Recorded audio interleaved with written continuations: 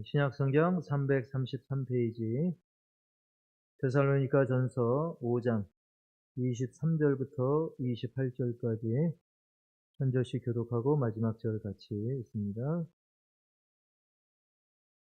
평강의 하나님이 친히 너희를 온전히 거룩하게 하시고 또 너희의 온 영과 혼과 몸이 우리 주 예수 그리스도께서 강림하실 때 흠없게 보존되기를 원하노라.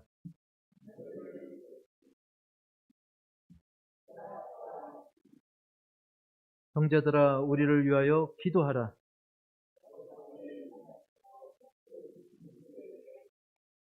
내가 주를 힘입어 너희를 명하노니 모든 형제에게 이 편지를 읽어주라.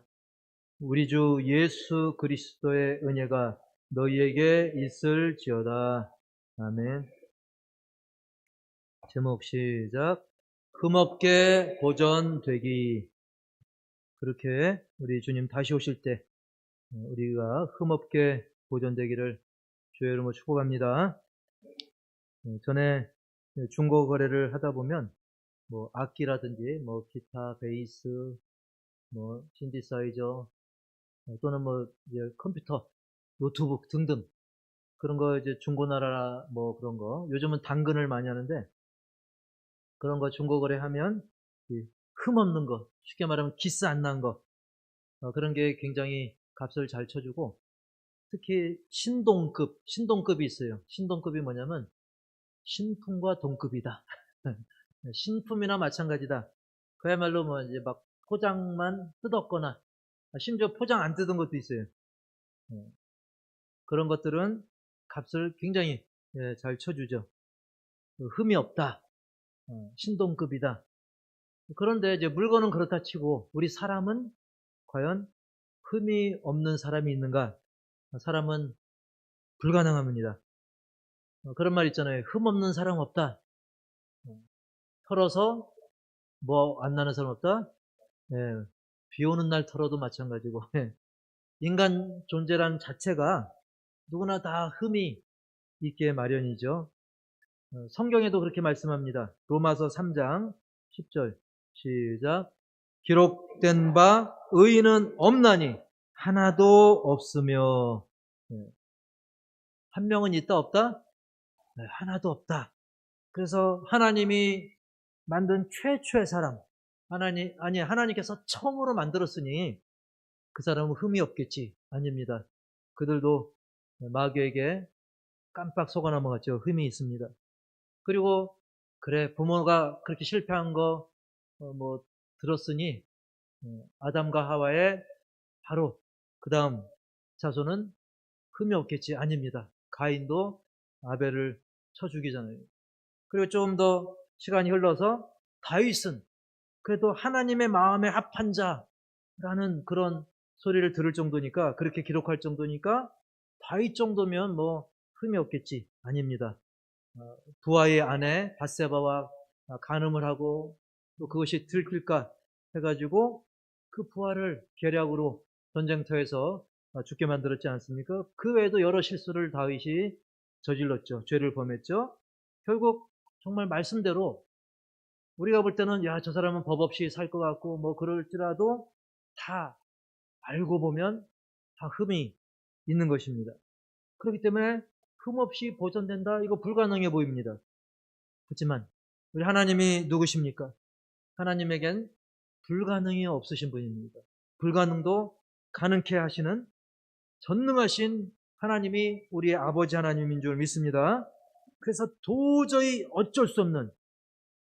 어떻게 할 방법이 없는 우리를 예수 그리스도로 말미암아 죄와 사망의 법에서 해방하신 줄, 자유케 하신 것을 믿으시기 바랍니다.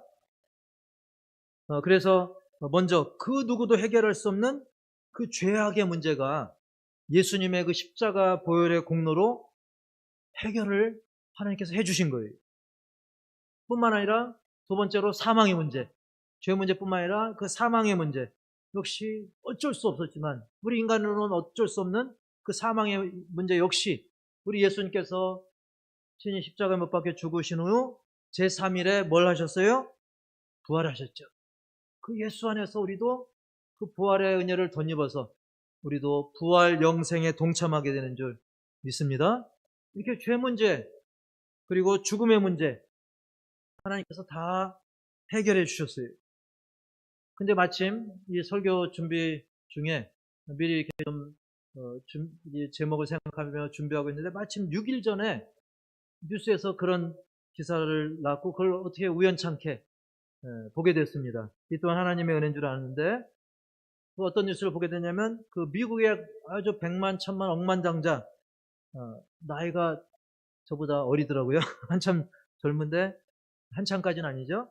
49세에 그 브라이언 존슨이라는 이 사업가가 있는데 자신의 막 재력을 동원해 가지고 어떤 프로젝트를 진행했냐면 어떤 프로젝트예요? 죽지 않기 프로젝트. 대단한 프로젝트죠. 근데 일단은 목표를 몇 살로 잡았냐면 솔직히 안 죽는 건 어렵죠. 일단 죽음을 좀 늦추자. 1차 그거 이제 여러 번 이렇게 목표를 세우는데 그 세운 목표가 일단은 163세. 몇 세예요? 163세까지 살아보자. 그걸 목표로 잡았어요. 그래서 그 비용이 무려 28억 들었더라고요. 저는 28억 들었으면 많아요, 적어요? 별로 안 많은가요? 근데 이게 놀랍게도 연간, 그러니까 1년 예산을 28억 잡은 거예요. 그러니까 1년이면 28억이니까 10년이면 280억 들겠죠? 그러니까 연간 28억씩 막 투자를 했음에도 불구하고 나중에 어떤 결과를 얻었냐면 그때 6일 전 뉴스에 뭐라고 나냐면 오히려 내가 이런 프로젝트를 이 존슨이 진행을 했지만 자기가 그만 치료 불가한 완치가 불가능한 만성 자가면역 위험 자가면역 위험이라고 하는 그런 질병에 자기가 걸린 거예요. 그러면서 사실상 이 죽지 않기 프로젝트는 실패했습니다라고 인정을 했더라고요. 이렇게 우리가 영생은커녕 이 사망의 문제를 해결하기는커녕 수명을 늘리는 것조차 사실 어렵습니다. 잘 아시는 그 진시 황제도 막 수명을 늘리려고 했지만 늦지 않은 나이에 오히려 사기당하고 죽었습니다. 그 역시. 그런데 우리는 사람들은 막 돈을 막 수십억, 수백억 들여서라도 막 어떻게 하면 아등바등 살아볼까 하는데 그러나 저와 여러분, 우리 예수님을 믿는 사람들은 오직 예수 그리스도 안에서 영생의 소망과 확신이 있으니 이 얼마나 감사한 일입니까? 할렐루야. 네. 이 놀라운 사랑과 은혜를 베푸신 하나님께서 친히 우리를 불완전한 죄인이었던 우리를 온전히 거룩하게 하신다라고 오늘 바울을 통해서 말씀하고 있는 것입니다. 우리 23절 오늘 말씀의 핵심 구절 23절 시작.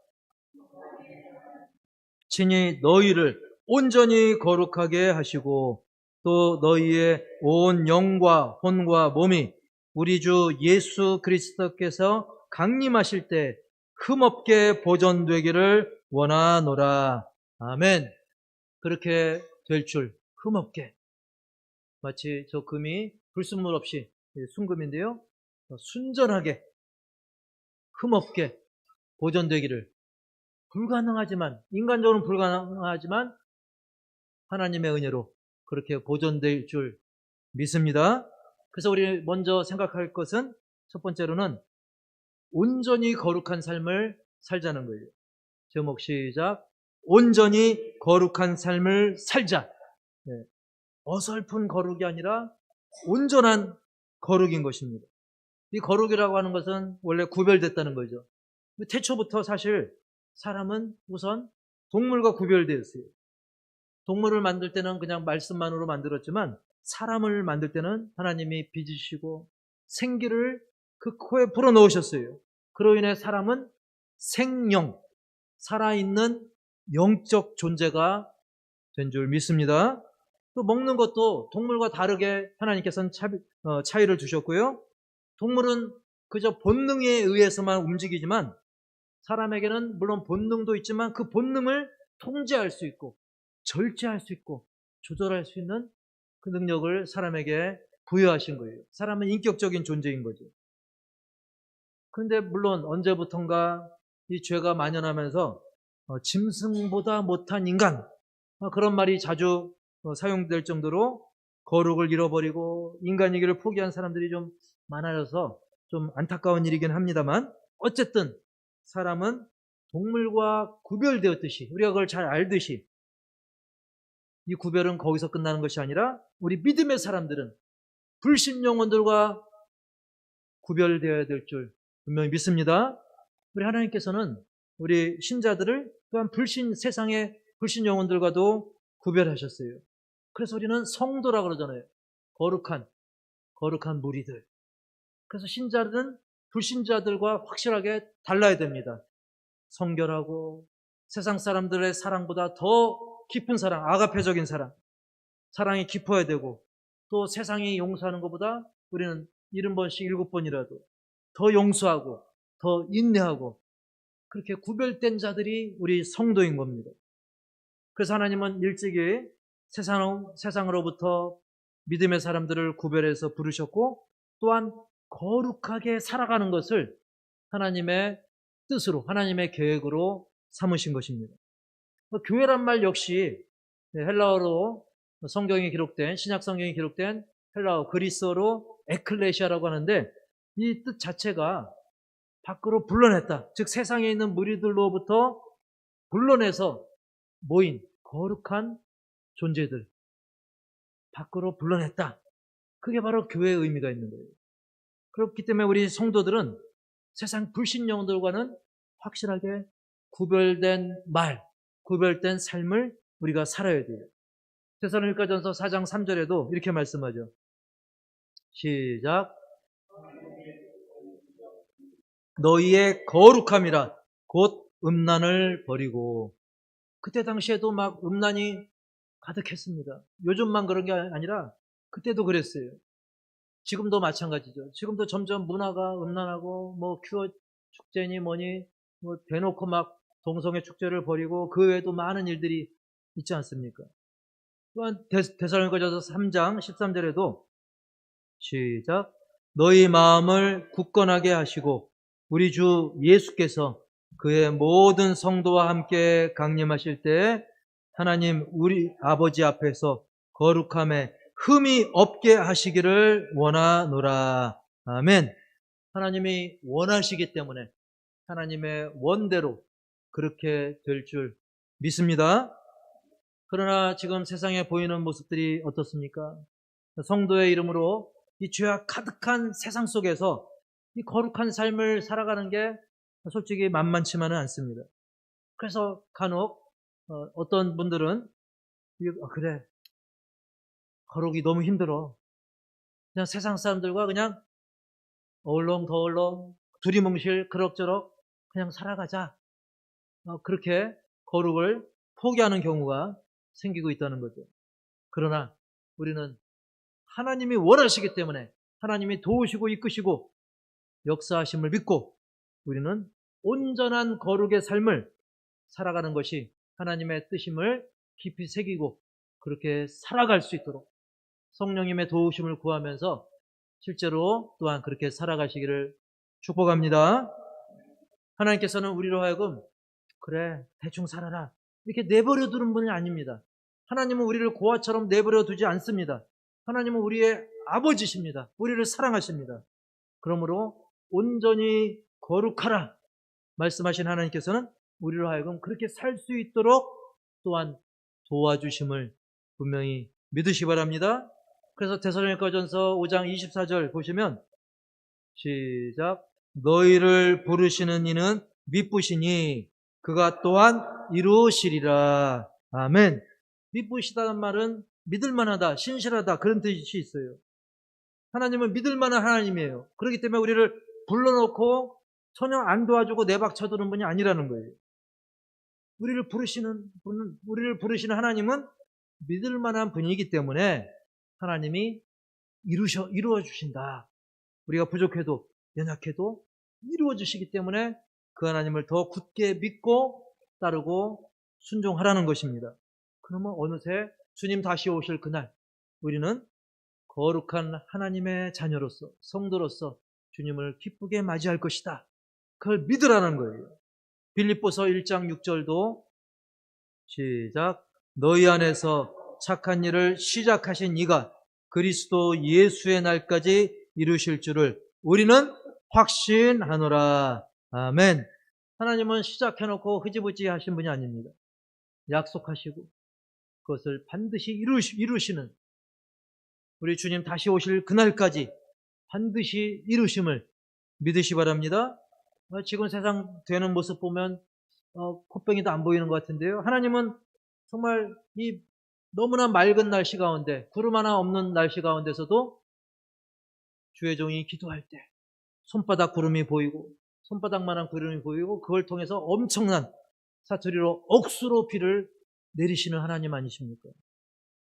지금 그 사회 모습들을 보면 간혹 우리가 뭐 운전하다 보면 공사하다만 현장들이 굉장히 많아요. 뭐 부도관하고 뭐 유치권 행사 뭐 등등 뭐 그러다 보니까 몇 년 전에 봤던 모습 그대로인 경우도 있더라고요. 사회에서는, 이 세상에서는 약속이 안 이루어지고 하다 말고 그런 일들이 많지만 하나님은 그런 하나님이 아닙니다. 약속하시고 말씀하셨고 그걸 그대로 이루시는 분이에요. 그러므로 우리 믿음의 사람들은 우리를 구원하시고 우리를 사랑하시고 인도하시는 그 하나님을 믿음으로 말미암아 온전히 거룩한 삶을 성령으로 말미암아 예수님을 믿음으로 말미암아 살아갈 수 있음을 믿으시 바랍니다. 두 번째로는 제목 시작. 서로를 위해 기도하자. 저거 너무나 평범한 얘기 아닌가 할 수 있는데 사실 바울이 데살로니가 성도들에게 이런 부탁을 한다는 거 어떻게 보면 이해가 안 될 수 있어요. 25절 시작. 형제들아 우리를 위하여 기도하라. 아멘. 이미 바울은 데살로니가 교회 성도들을 위해서 기도를 해왔을까요? 안 했을까요? 이미 해왔죠. 데살로니가 교회를 위해서 그 성도들을 위해 기도해왔습니다. 그런데 이제 반대로 데살로니가 성도들도 우리를 위해서 바울과 그 동역자를 위해서 기도해달라는 거예요. 솔직히 바울 정도면 영적으로 워낙 탁월하기 때문에 굳이 데살로니가 교회 성도들이 기도 안 해줘도 너희도 기도 안 해도 돼, 나만 하면 돼, 이렇게 할 만하잖아요. 인간적으로 계산해 보면. 그럼에도 불구하고 바울은 그렇게 하지 않고 나도 너희들을 위해 기도하지만 당신들도 우리를 위해, 나를 위해, 그리고 우리 동역자들을 위해 기도해 주기를 요청한 겁니다. 바울의 이러한 기도 요청은 그냥 데살로니가 교회만으로 끝나지 않고 그 이외에도 로마서라든지 에베소서, 빌립보, 골로새, 빌레몬서 등에도 이런 기도 요청이 계속되는 걸 우리가 볼 수 있어요. 왜 그럴까요? 한 군데 빼놓으면 서운할까봐? 어떤 예의 때문에? 그게 아닙니다. 예의 상하는 부탁이 아닙니다. 그가 이런 기도 요청을 한 것은 이 하나님 나라의 일이라고 하는 게 결국은 하나님의 은혜가 아니면, 하나님의 도우심이 아니면 불가능하기 때문인 줄 분명히 믿습니다. 그래서 그는 비록 자기가 어떤 영적으로 권위가 있고 능력이 있다 할지라도 하나님이 도와주지 않으면 안 되는 걸 너무나 잘 알고 있었기 때문에 오히려 겸손함과 간절함으로 기도를 부탁한 거예요. 그러므로 우리도, 저와 여러분도 서로서로 기도해주고 또 서로서로 기도해달라고 기도를 요청하시길 바랍니다. 바울도 요청하는 판국에 우리가 뭘 잘났다고 요청 안 하겠습니까? 이건 어떤 예의가 아닙니다. 이건 체면도 아닙니다. 어떤 사람의 능력과 힘, 거기에 기준을 둬서도 아닙니다. 힘으로도 능으로도 되지 않아도 성령으로 되는 것이기 때문에 오직 하나님의 능력으로, 오직 성령의 역사로 되는 것이기 때문에 우리는 서로를 위해 기도해 줄 뿐만 아니라 서로 기도를 부탁하는 거예요. 요청하는 거예요. 그래서 오후 예배 때 기도 제목 내라고 하는데 별로 안 내시는데 어쨌든 그걸 떠나서 꼭 오후 예배 그런 걸 떠나서 우리가 서로 기도하고 서로 기도 요청하고 그렇게 기도가 넘쳐나는 저와 여러분이 되기를 주의 이름으로 축복합니다. 그 다음에 세 번째로 제목 시작. 형제를 위해 편지를 읽어주자. 다 같이 시작. 형제를 위해 편지를 읽어주자. 우리 26절 말씀 다 같이 읽습니다. 26절. 화면에 없어도 우리 26절 다 같이 시작. 거룩하게 입맞춤으로 모든 형제에게 문안하라. 네. 거룩하게 입맞춤으로. 지금은 뭐 이렇게 서로 인사할 때 입맞춤을 안 하는데 당시에는 서로 가벼운 입맞춤으로 정말 친밀한 인사, 뭔가 안부를 물으면서 정말 성도의 교제를 나누던 그런 시절이 있었습니다. 그러면서 27절, 우리 27절 다 같이 시작. 내가 주를 힘입어 너희를 명하노니 모든 형제에게 이 편지를 읽어주라. 28절. 우리 주 예수 그리스도의 은혜가 너희에게 있을지어다. 아멘. 특별히 27절을 보면, 여기서 보면 사도 바울이 개인적으로 부탁을 한 거예요? 아니면 주님을 힘입어서 명령한 거예요? 주님을 힘입어서. 개인적 입장이 아닙니다. 어떤 체면이나 그런 게 아니고 주를 힘입어서 바울이 했던 권면이 뭐였냐면 바로 모든 형제에게 이 편지를, 바울이 전한 이 편지, 데살로니가 전서를 읽어주기를 간절히 부탁했던 것입니다. 이 데살로니가 교회 내에는 어떤 이방인 회심자나 유대인 회심자나 섞여 있었어요. 근데 그들이 서로 좀 약간 끼리끼리 하는 경향이 있었습니다.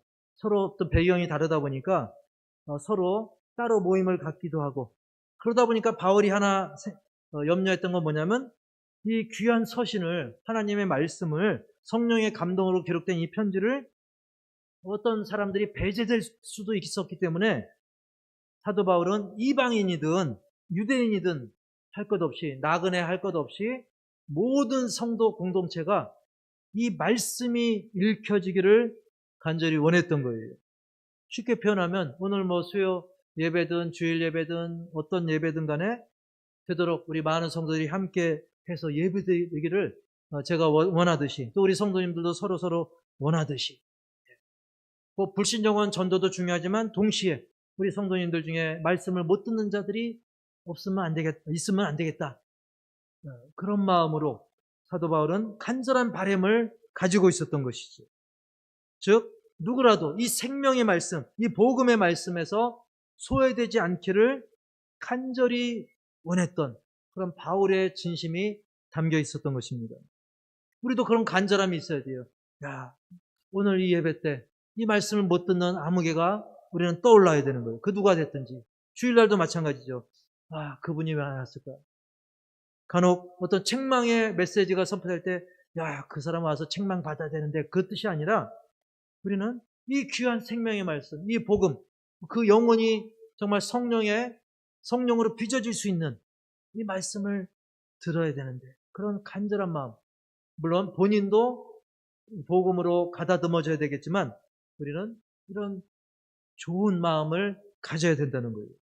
우리가 세상에서도 좋은 정보 있으면 서로 그 정보를 나누려고 하잖아요.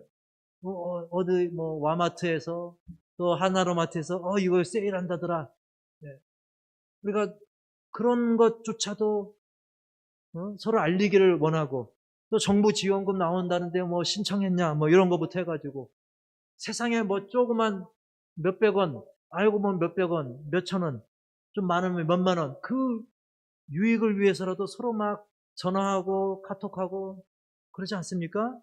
하물며 생명의 복음, 영생의 복음, 영적 유익이 있는 이 귀한 말씀에 대해서 우리는 세상의 어떤 유익한 정보 이상으로 서로 권해가지고 우리 모두가 그 말씀의 유익을 누리고 거기에 누락되지 않기를, 그 누구도 누락되지 않기를 간절히 바라는 그 바울의 마음, 주님의 마음을 우리도 본받고 널리 알려야 될 줄 믿습니다.